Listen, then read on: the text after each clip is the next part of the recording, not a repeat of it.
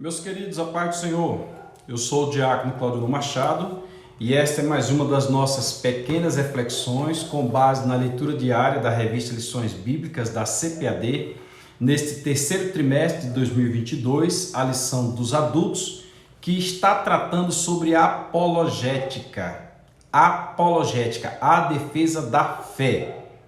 Este é o nosso quinto vídeo da semana. Já temos mais 4 vídeos para trás, querendo Deus, amanhã faremos mais um e completaremos os vídeos da semana. Então você deve assistir este, deve assistir os 4 anteriores e assistir o de amanhã também, porque assim você vai compreender o assunto da semana. Daqui a pouco eu vou anunciar qual é o assunto da semana e você vai compreender.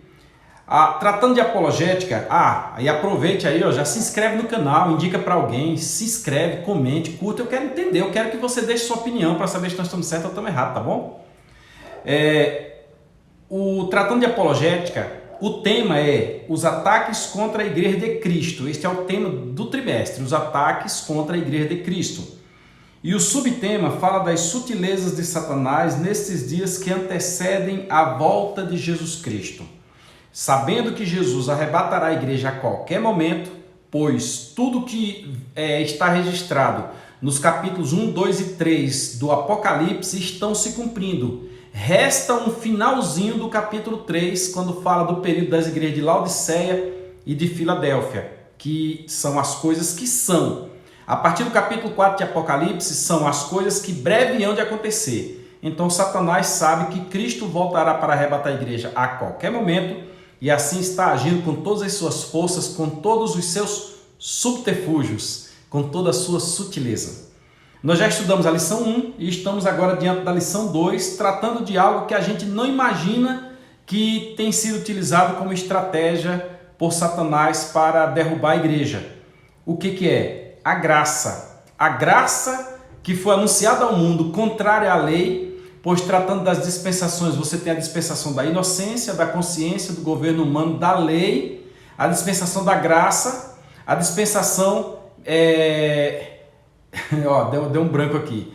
Inocência, consciência, governo humano, patriarcal, lei, graça, é a sexta dispensação, e milenial, que é a última. Mas sim, a graça está sendo banalizada. Então, o tema da lição número 2 é a sutileza da banalização da graça. A graça está muito de graça, está muito banalizada, está muito vil, digamos assim. É assim que muitos estão interpretando a graça. Nós lemos na segunda-feira, comentamos que Deus achou por bem salvar. Foi Deus quem achou salvar. Veja lá o vídeo 1. É um ato unilateral de Deus, não é nosso, é Deus quem tomou essa atitude. 2, na terça-feira, vimos que não há um só justo diante de Deus, ninguém se justifica diante de Deus. Aquele jovem de qualidade disse, conheço tudo isso desde a minha infância. Aí Jesus disse, então vai vendo tudo quanto tem em volta. Aí ele percebeu que ele não era justo diante de Deus. Só o Senhor Jesus Cristo disse, quem me convence de pecado? Que maravilha, ele foi quem conseguiu vencer a lei. Na quarta-feira nós estudamos sobre a responsabilidade humana. Não temos como não ser responsável pelo que fazemos, porque nossos atos é de responsabilidade nossa, as consequências deles é de responsabilidade nossa que praticamos os atos. Na quinta, que foi ontem, falamos sobre a nefasta consequência do pecado. Infelizmente, o pecado afetou o homem em seu espírito, alma e corpo, e afetou também a natureza. A natureza hoje produz espinhos por causa do pecado do homem. Muitas pessoas comentaram o vídeo de ontem, deu uma visualização muito boa, e é verdade, Adão pecou e a consequência do pecado veio a nós. E eu achei interessante o que disse a irmã Célia. A irmã Célia disse bem assim, Adão não passou nem na primeira prova. Nós somos provados todos os dias e Adão não passou nem na primeira prova. Olha que situação, né? Que coisa verdadeira. E nós estamos aí pagando a conta, pagando a fatura pelo que Adão fez lá no Éden. E hoje, sexta-feira, leremos na primeira carta a Timóteo, capítulo 2, versículo 5, e no Evangelho de João, capítulo 3, versículo 16. A epígrafe diz assim, a graça de Deus é oferecida a todos. A graça é oferecida a todos. Faremos leitura na tradução Revista Almeida e Corrigida, fazendo uso da Bíblia Apologética com Apócrifos, versão ampliada do ICP. Vamos ler na mesma ordem. Primeiro, vamos ler na primeira carta a Timóteo, capítulo 2, versículo 5. Diz assim: porque há um só Deus. Há um só Deus. Opa, vem para cá. Aí. Porque há um só Deus e um só mediador entre Deus e os homens, Jesus Cristo, homem. Vamos entender o primeiro texto. Há um só Deus. Não existem vários deuses, só existe um. Não adianta você falar da mitologia grega, não adianta falar da mitologia escandinava, não adianta você falar do panteão romano, não adianta. Só existe um Deus. Só existe um Deus, Senhor e Criador de todas as coisas. Em Gênesis capítulo 1, versículo 1 está escrito: Bereshit bara Elohim. No princípio criou Deus, Deus. Só existe um Deus. Não existe semideuses, não existe, essa escadinha não existe, só existe um Deus. E o texto diz, e um só mediador. Como assim? Existe Deus e aqui está os homens. E no espaço entre Deus e os homens existe um mediador, um só mediador entre Deus e os homens, Jesus Cristo, homem. Jesus Cristo é o mediador entre Deus e os homens.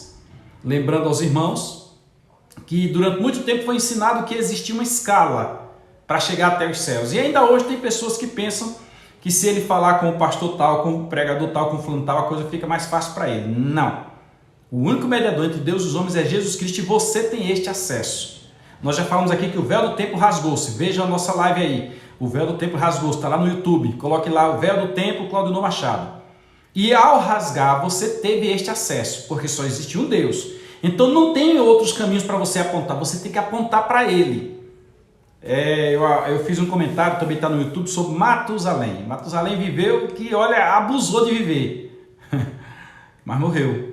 E ao morrer, se encontrou com o único Deus. Um só Deus e um só mediador. Por que um só mediador? E é chamado de Jesus Cristo homem. Porque ele é o único que teve capaz, sendo homem, não teve por ele no formato de homem era Deus, não teve por usurpação ser igual a Deus, mas desceu a forma de homem, como homem humilhou-se a si mesmo. Ele é o único capaz de compreender o que eu passo e que você passa. Por esse motivo ele se põe como sacerdote entre entre nós e Deus. Ele é o sacerdote, ele intercede por nós. Ele, diante de Deus, ele intercede com relação à nossa vida. O profeta traz Deus ao povo, o sacerdote leva o povo a Deus. Ele está no meio nos levando a Deus, intercedendo por nós, pedindo a nosso favor. Olha que interessante, ele, o único mediador. Primeira carta a Timóteo, capítulo 2, versículo 5. E esta mediação, ela é para todos. A primeira coisa que salta aos olhos é que a mediação é para todos. Ele não é mediador só para quem tem um título. Ah, você é santidade reverendíssima, você... Não é isso. Não é quem é pastor, quem é evangelista, presbítero, diácono, membro, bispo, apóstolo, pai apóstolo, profeta. Não tem nada a ver. Ele é mediador de todos nós. Você que está me ouvindo, ele é mediador. Dona Maria, minha amiga Dona Maria, que está lá no Mato Grosso. Dona Maria, Jesus Cristo é mediador da senhora. O Willas, que está lá no Mato Grosso. O Willas, Jesus Cristo é mediador teu, Willas. Nós temos a Vânia, que está ali em Goiás. Vânia, Jesus Cristo é mediador teu, Vânia. Nós temos a irmã Rosilene, que está em Goiás. Rosa, Jesus Cristo também é teu mediador. Nós temos o evangelista Sérgio Batista, que está em Salvador. Serginho, está lá em Menino Jesus. Serginho, Jesus Cristo é teu mediador. Nós temos Flávio César, que está em Cristópolis, presbítero da igreja, professor da escola dominical. Binho, Jesus Cristo é teu mediador. Nós temos vários irmãos que nós temos o irmão Gilmar, que lá nos Estados Unidos, em Orlando. Gilmar, que Jesus Cristo é teu mediador. O irmão Joelto, lá em Cambaitó. Irmão Joelto, Jesus Cristo é teu mediador. Nós temos uma irmã que fala conosco lá do Moçambique. Minha irmã, Jesus Cristo é o teu mediador. É o único mediador. É para todos. Jesus Cristo é mediador para todos. Agora vamos para o texto de João 3,16. Muito conhecido. Seria esse aqui o texto de ouro, o texto áureo da Bíblia. João 3,16.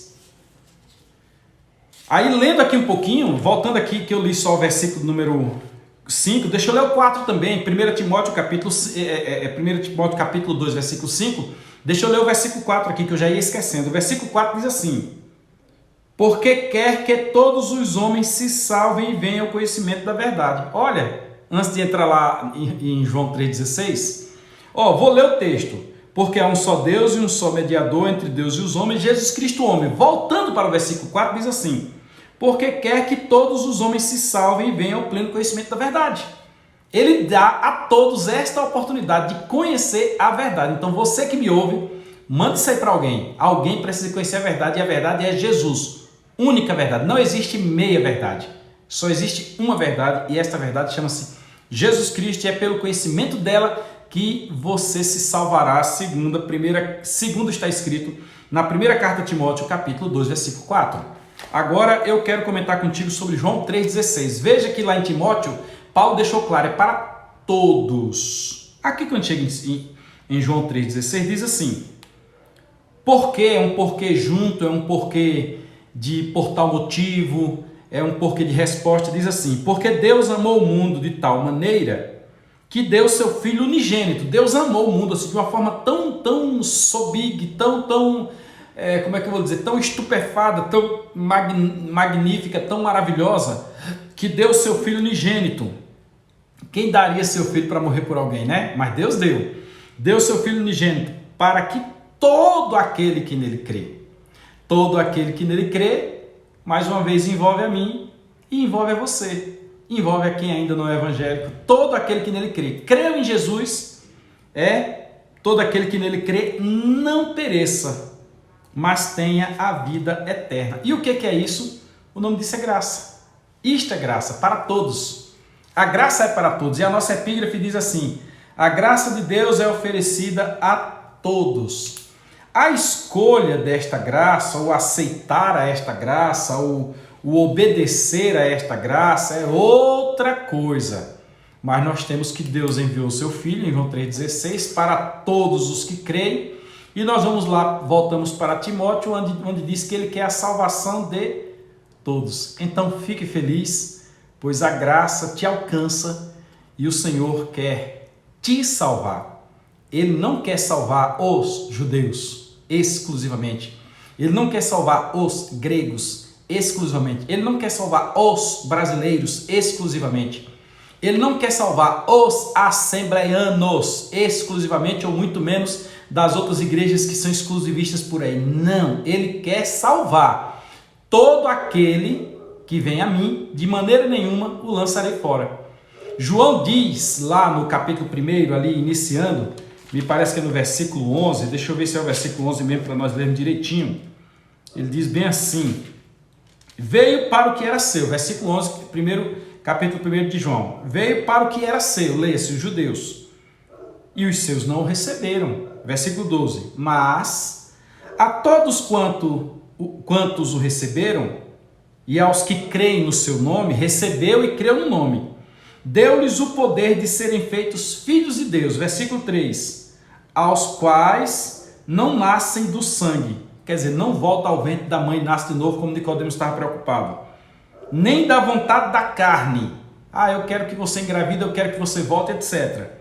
Eu quero passar pela fonte da juventude, eu quero fazer uma cirurgia plástica para voltar. Não, nem da vontade do varão, mas da vontade de Deus. Então, Deus amou o mundo de tal maneira que deu seu Filho unigênito, alcança a todos, e Ele quer te salvar também. Isto é graça. Legal? Manda aí para alguém, compartilhe, curta, comente, tá bom? Nós não estamos pedindo um centavo a você, só queremos que você ouça. Alguém faz um negócio desse e diz: manda aí, tá aqui o meu Pix, manda aí 1000. Não tem esse fim não, Deus tem me abençoado. Eu quero que você compartilhe com alguém. Quero que alguém ouça isso, porque diz a Bíblia: ouvi e a vossa alma viverá. E tem outra coisa, diz que quem é sábio ganha alma. Não ganha dinheiro não, quem é sábio ganha alma. Comente aí, tá? Comente, se inscreva, compartilhe, curte e vamos abençoar outros com a palavra do Reino de Deus. Até a próxima. E domingo falaremos sobre a banalização da graça, a sutileza da banalização da graça. Até mais.